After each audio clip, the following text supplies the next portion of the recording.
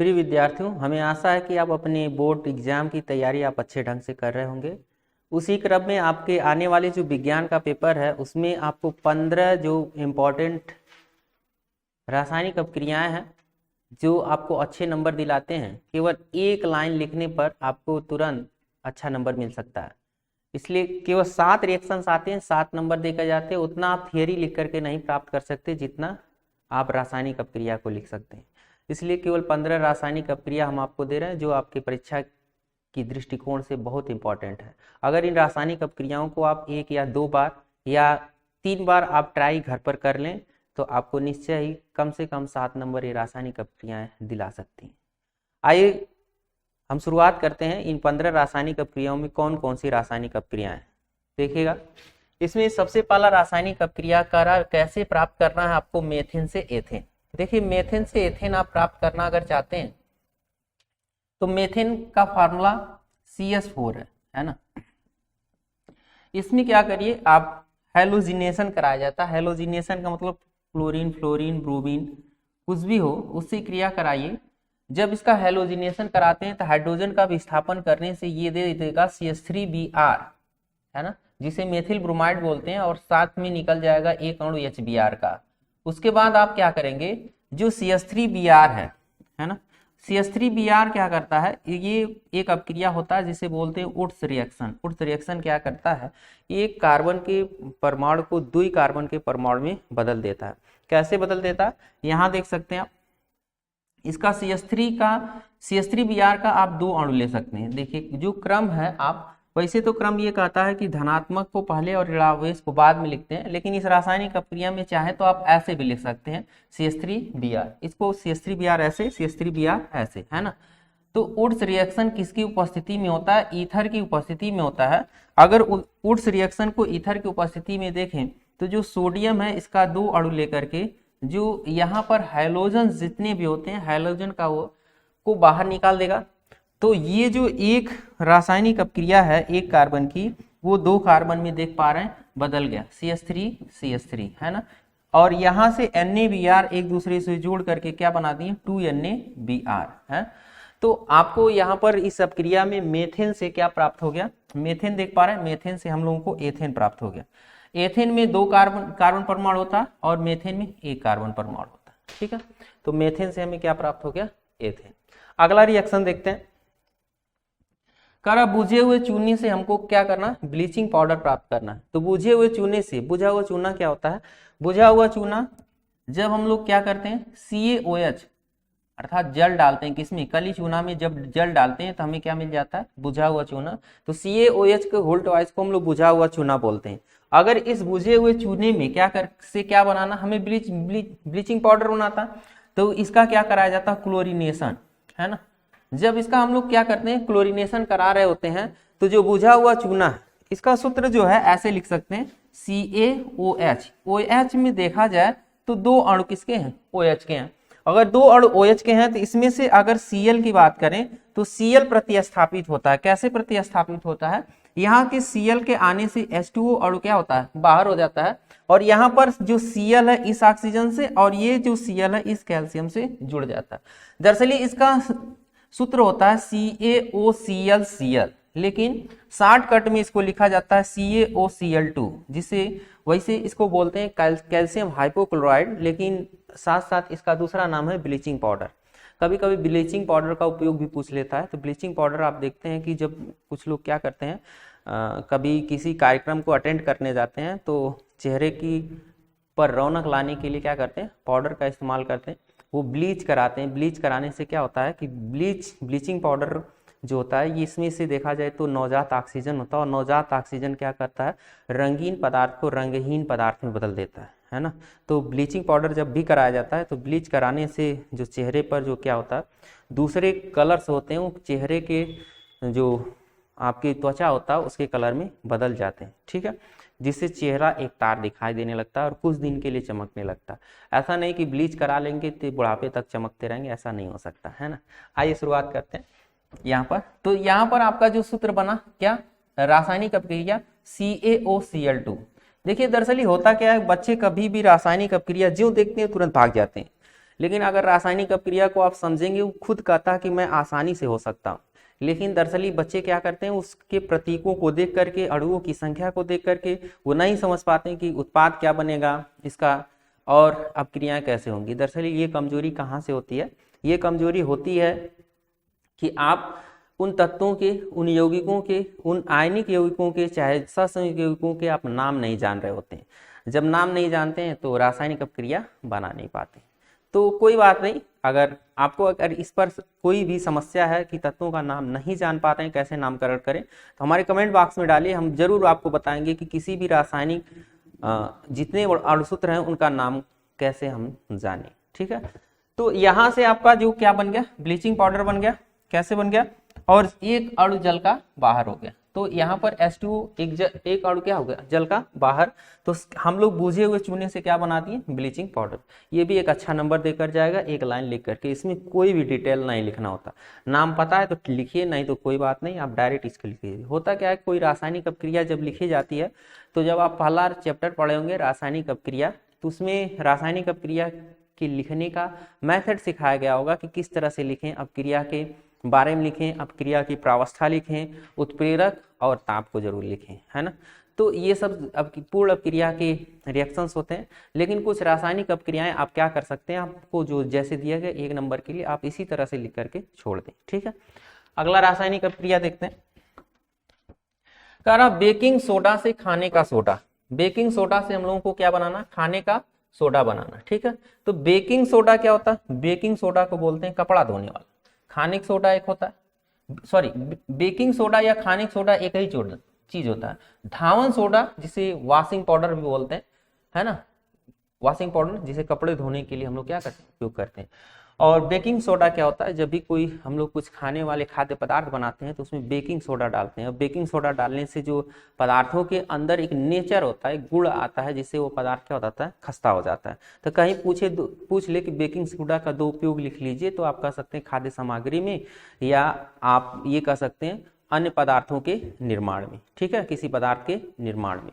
दूसरी चीज हमको बनाना क्या है, धावन सोडा। देखिए बेकिंग सोडा क्या है कि बेकिंग सोडा का आपको सूत्र याद होना चाहिए। बेकिंग सोडा जो होता है NaHCO3 को हम लोग बेकिंग सोडा बोलते हैं। इसको ऐसे रासायनिक रूप से बोलते हैं सोडियम बाइकार्बोनेट, है ना। देखिए हमने बोला सोडियम बाइकार्बोनेट, लेकिन हमें कैसे पता है, अगर आपको ये जानना है कि हम कैसे जानेंगे कि सोडियम बाइकार्बोनेट है कि सोडियम कार्बोनेट है, कमेंट बॉक्स में डालिए, हम वीडियो देंगे, आप निश्चय ही जान जाएंगे कि किसी भी रासायनिक पदार्थ का आपका नामकरण कैसे करना है। आइए बताते हैं रिएक्शन कैसे होगा। सोडियम बाइकार्बोनेट है, और सोडियम बाइकार्बोनेट से हमें क्या बनाना, धावन सोडा, है ना। तो इसे क्या करते हैं, इसका 2 अणु लेते हैं। तो NaHCO3 जो होता है, इसको लिख सकते हैं OCO2। ठीक है, NaHCO3 को, और दूसरा अणु ले लें NaHCO3, है ना। तो होता क्या है, यहाँ पर एक H बाइकार्बोनेट का OH से जुड़ गया, है ना।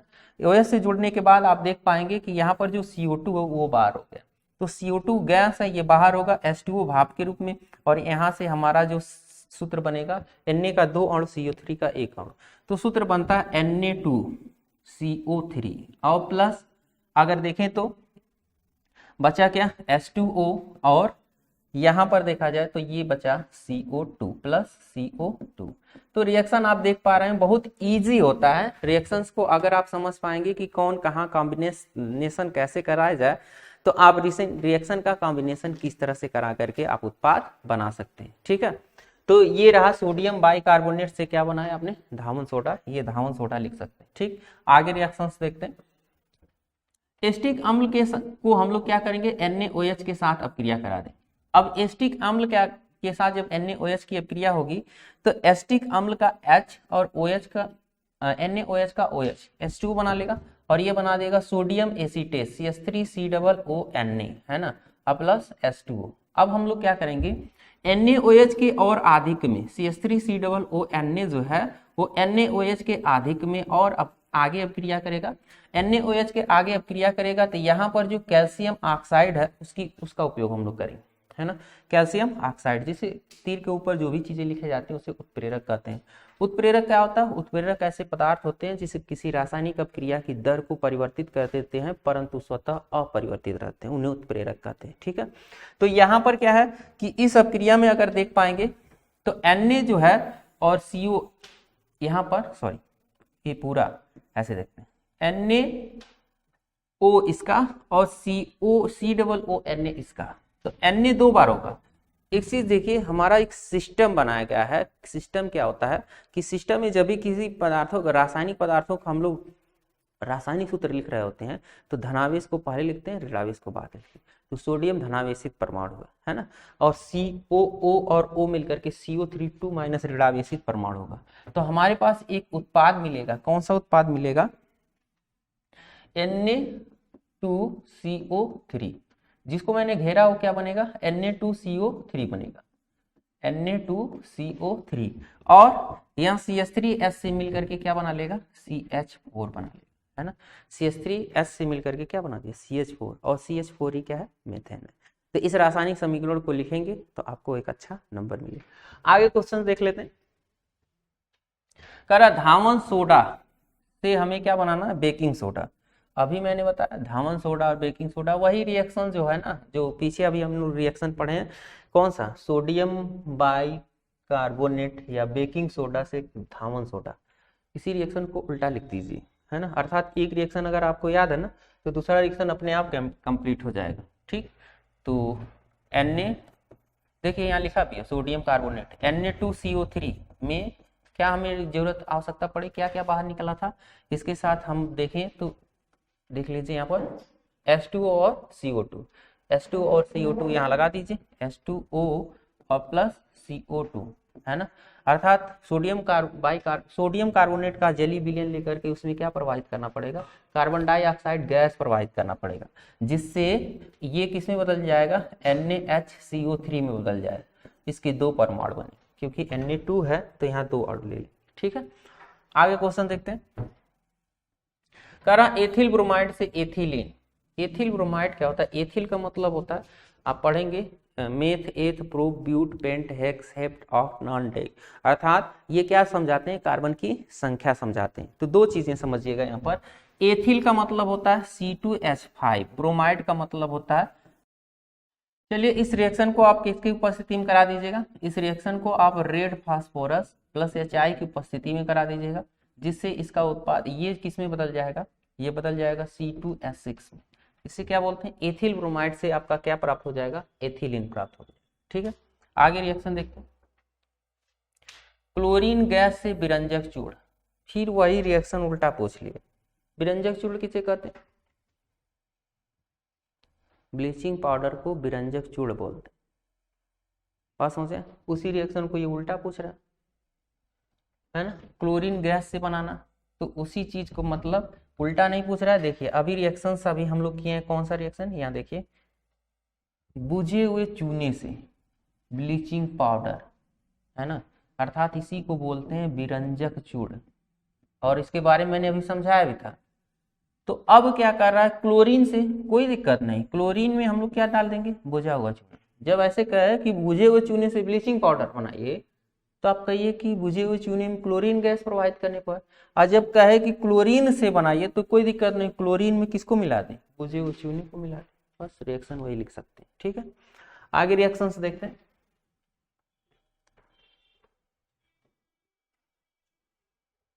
सोडियम सल्फेट से सोडियम कार्बोनेट, ये अच्छा रिएक्शन है। सोडियम सल्फेट क्या होता है? देखिए ये जितने भी पदार्थों के नाम दिए गए बहुत आसान होते हैं, एक गणितीय रूप से इसको हम आपको समझा देंगे किसी वीडियो के माध्यम से कि कैसे जाने। लेकिन अभी आपका एग्जाम टाइम है तो ये जरूरी है कि आप समझें कि ये रासायनिक अपक्रियाएं कैसे होंगी। देखिए कह रहा है कि सोडियम सल्फेट, सोडियम में का प्रतीक Na और यहाँ पर सल्फेट का प्रतीक SO4, SO4 2 माइनस होता है तो यहाँ पर Na2SO4 ले लेंगे। ठीक है, तो सबसे पहला काम क्या करते हैं? इसमें कोक डाल देते हैं। कोक क्या करता है? कोक जब पढ़ेंगे हम लोग चैप्टर एक टॉपिक पढ़ेंगे धातुकर्म, और धातुकर्म में कोक क्या करता है, जो ऑक्सीजन की मात्रा है उसको लेकर के किसमें बदल देता है, कार्बन मोनोऑक्साइड में। कोक जो ही डालेंगे तो कोक 4 ऑक्सीजन है तो 4 परमाणु कोक का क्या करेगा, इसको बदल देगा Na2S और प्लस 4CO, कार्बन मोनोऑक्साइड 4 बाहर हो जाएगा। ठीक है, एक चीज ध्यान रखिएगा, मैं इस रिएक्शन को समझा रहा हूं तो ये जरूरी नहीं कि वीडियो को क्या करिए देखते रहिए, बाद में भूल जाएंगे। मैं ये आपसे कहना चाहता हूं कि आप इस रिएक्शन को जरूर लिखिए, लिखते जाइए। 1-2 ऐसे रिएक्शन जरूर इसमें से मिलेंगे जो आपकी बोर्ड परीक्षा में निश्चय आएंगे। आगे देखते हैं। देखिए Na2S तो बन गया, लेकिन हमें चाहिए क्या, सोडियम कार्बोनेट चाहिए। तो Na2S का क्या करें, जो सोडियम, इसको बोलते हैं सोडियम सल्फाइड। देखिए होता क्या है, एक चीज होता, इसको बोलते हैं सल्फाइड, इसको बोलते हैं सल्फाइड, और इसको बोलते हैं सल्फेट। ये चीज ध्यान रखेंगे, सल्फाइड, सल्फाइड और सल्फेट। सोडियम के साथ जुड़ा है तो इसका नाम सोडियम सल्फाइड होगा। सोडियम सल्फाइड की अपक्रिया आप कैल्शियम कार्बोनेट से करा, कैल्शियम कार्बोनेट से कराने पे यहाँ से जो सोडियम है कार्बोनेट के साथ जुड़ेगा और Ca इसके साथ जुड़ जाएगा, तो ये दे देगा Na2CO3 और प्लस CaS। कैल्शियम सल्फाइड अलग हो जाएगा और ये आपका बन के तैयार हो जाएगा क्या, सोडियम कार्बोनेट। ठीक, अगला रिएक्शन देखते हैं। विरंजक चूर्ण से हमें क्या बनाना, क्लोरीन। ये रिएक्शन तो हम लोग कर चुके हैं। विरंजक चूर्ण जो अभी इसी का रिएक्शन, इसी के पहले हम लोग क्या पढ़े, विरंजक चूर्ण CaOCl2 है ना, इसको गर्म कर दीजिए। हम लोग इसी के पहले रिएक्शन एक पढ़े, कौन सा रिएक्शन, CaOH का होल ट्वाइस, CaOH का होल ट्वाइस अब प्लस क्या Cl2, दिस गिव्स CaOCl2 अब प्लस हम लोग पढ़े H2। सी रिएक्शन को उल्टा लिख दीजिए, क्या CaOCl2 अब प्लस H2O, दिस गिव्स क्या CaOH का होल ट्वाइस अब प्लस Cl2। इस रिएक्शन को यहाँ नहीं लिखना, केवल इसी का उल्टा समझाने के लिए मैंने कहा, अगर आपको रिएक्शन याद है तो उसी का उल्टा लिख दीजिए, तो आपको क्या मिल जाएगा, क्लोरीन गैस। गैसेस जितने भी होते हैं ऊपर उठती हैं, इसलिए तीर का निशान उसके पास ऊपर की ओर लगाते हैं। ठीक, आगे देखते हैं।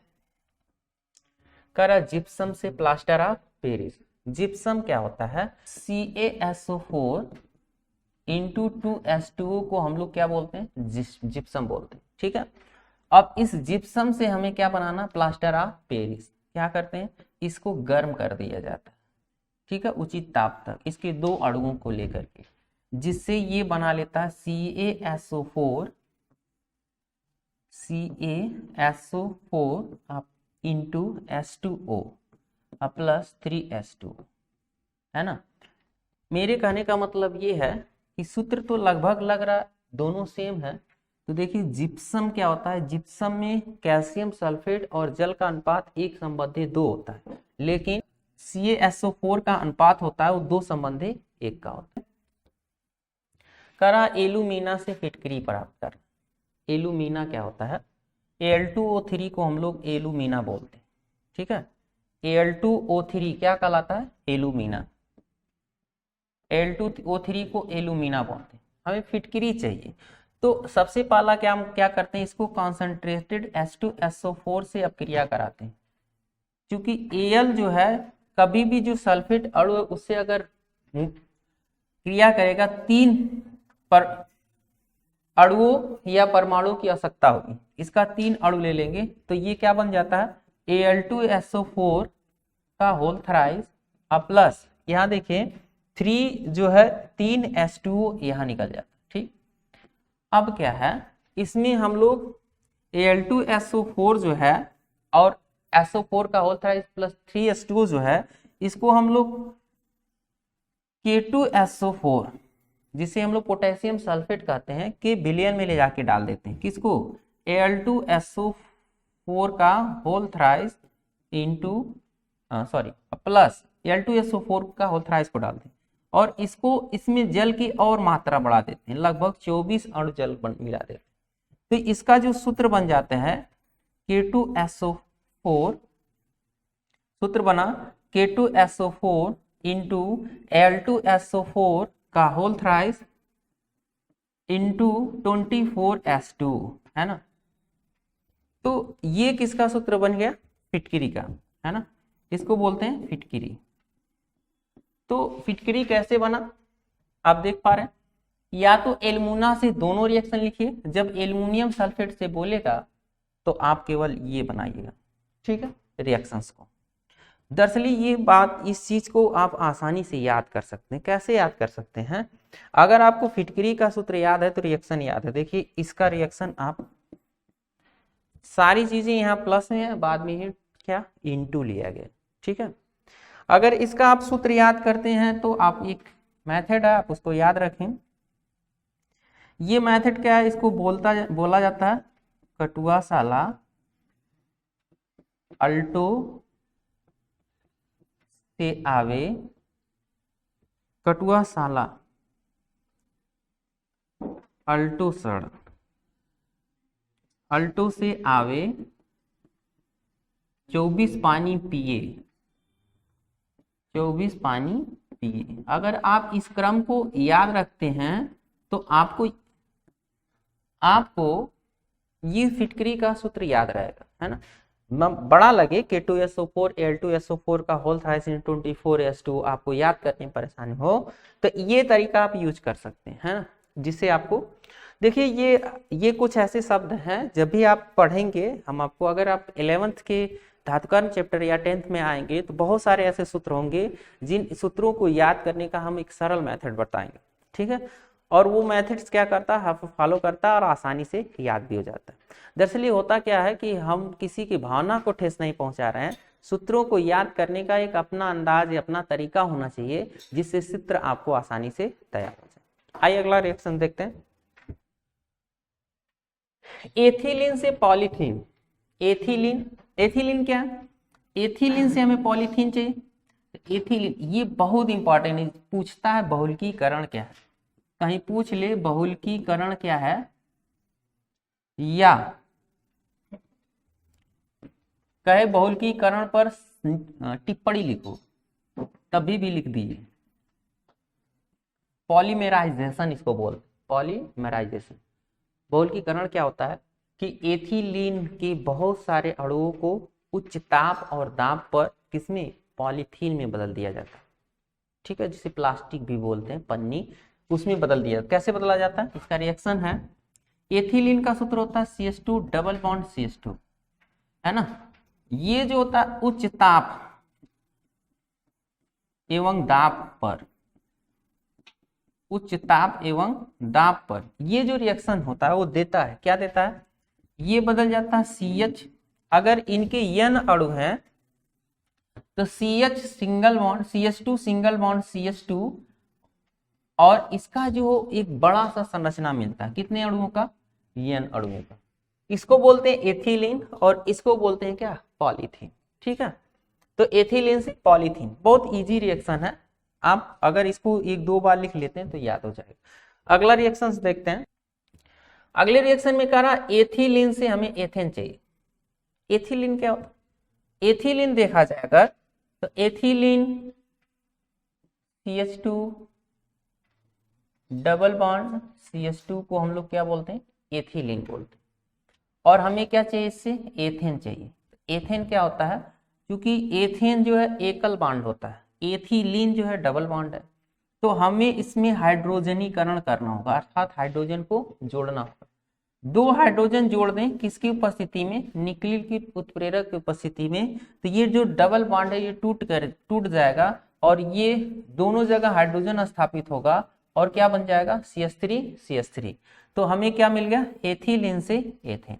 ये इजी रिएक्शन है, इसको भी नोट कर लीजिए। आगे रिएक्शंस देखते हैं। लगभग ये जितने भी इंपॉर्टेंट रिएक्शन है किस पर, आपके एग्जाम से रिलेटेड, वो हमने आपको बता दिया। और हम चाहेंगे इस रिएक्शंस को आप जरूर नोट्स बनाइए और परीक्षा में एक अच्छा परफॉर्मेंस के लिए जो भी आपको विज्ञान विषय पर समस्याएं हैं कमेंट बॉक्स में डालिए, हम जरूर उस पर वीडियो देंगे। धन्यवाद।